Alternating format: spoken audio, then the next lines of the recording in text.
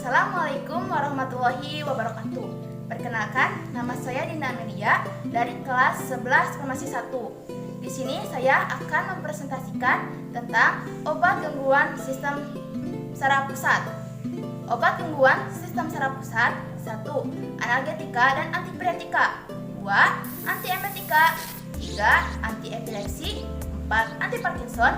5. Psikofarmaka. Nah, di psikofarmaka ini terdapat antipsikolika dan antidepresan. 6. Neurotropika. 7. Anestetika umum dan lokal. 8. Hipnotika dan sedativa. Rangsangan sistem saraf pusat yang berhubungan dengan 1. Pusat sakit berada di cerebrum. 2. Pusat tidur dan pengatur suhu tubuh berada di hipotalamus. 3. Kapasitas mental berada di cerebral cortex. Penggolongan obat sistem saraf pusat berdasarkan farmakodinamik. 1. Merangsang atau menstimulasi, yaitu secara langsung atau tidak langsung merangsang aktivitas otak, sumsum tulang belakang, dan saraf. 2. Menghambat atau mendepresi, yaitu secara langsung atau tidak langsung memblokir proses tertentu pada aktivitas otak, sumsum tulang belakang, dan saraf. Apa itu analgetika? Analgetika adalah obat yang dapat mengurangi rasa nyeri sampai pada nyeri hebat yang sulit dikendalikan tanpa menghilangkan kesadaran. Hampir semua analgetik memiliki efek antipiretik, yaitu penurun demam dan antiinflamasi. Analgesik antiinflamasi yaitu bekerja berdasarkan penghambatan sintesis prostaglandin atau penyebab rasa nyeri. Penggolongan nyeri: 1. Nyeri ringan seperti sakit gigi, sakit kepala, nyeri otot, nyeri hand. Obatnya analgesik perifer seperti paracetamol dan acetosal. 2. Nyeri sedang seperti sakit punggung, rematik, migrain. Obatnya golongan AIN seperti ibuprofen dan diklofenak. 3. Nyeri hebat seperti kejang usus, kolik batu ginjal, kolik batu empedu, dan kanker. Obatnya analgesik sentral atau narkotik. Penggolongan analgesik: 1.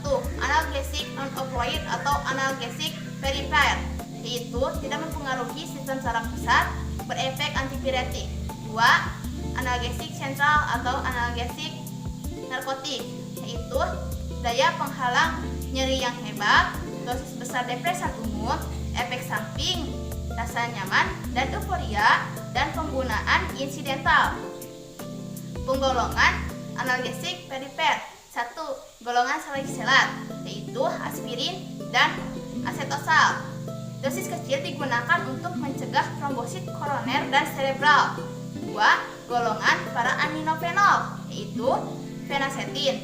Paracetamol dalam jangka panjang dapat menyebabkan kerusakan hati. 3. Golongan pirazolam, yaitu fenilbutazon. Efek antiinflamasi lemah. Pirazolam dan derivatnya antalgin menyebabkan anemia aplastik, trombositopenia. 4. Golongan antranilak atau asamefenamat, yaitu antiinflamasinya lemah dibanding aspirin. Efek samping gejala iritasi mukosa lambung dan gangguan sel cerna. Penggolongan analgesik sentral: 1. Alkaloid alam, yaitu morfin dan kodein. 2. Derivat semi sintesis, yaitu heroin. 3. Derivat sintesis, yaitu metadon dan fentanyl.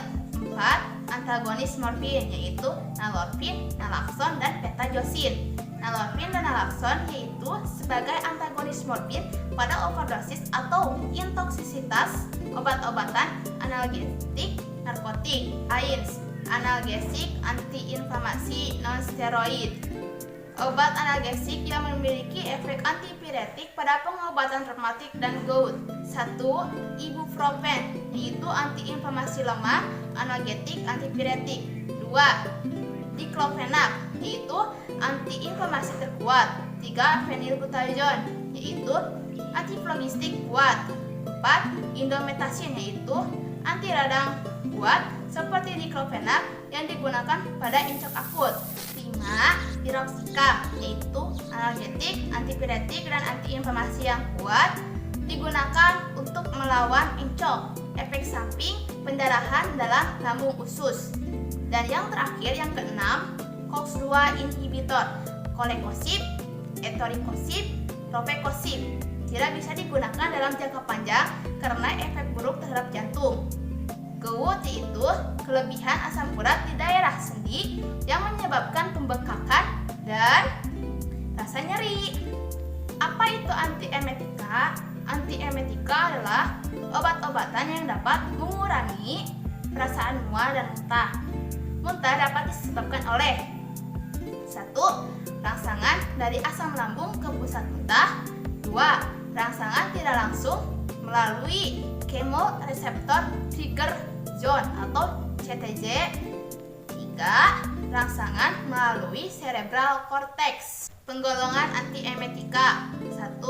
Anticholinergic, skopolamin, dan antihistamin tertentu. Contohnya sinarigin, dimenhidrinat, dan promethazine. 2. Antagonis dopamin atau dopamin blocker dibagi menjadi 2 bagian, yaitu derivat butirofenol, contohnya haloperidol dan droperidol. Derivat phenothiazine, contohnya CPG. Yang ketiga, antagonis serotonin, contohnya ondansetron, propisetron. 4. Golongan lain-lain, contohnya kortikosteroid, dronabiol, benzodiazepin. 5. Alojaprida, yaitu digunakan setelah pembedahan, radioterapi, dan kemoterapi, menghambat muntah secara sentral. Sekian presentasi dari saya. Mohon maaf apabila ada kesalahan dalam pengucapan kata karena saya masih dalam tahap belajar. Wassalamualaikum warahmatullahi wabarakatuh.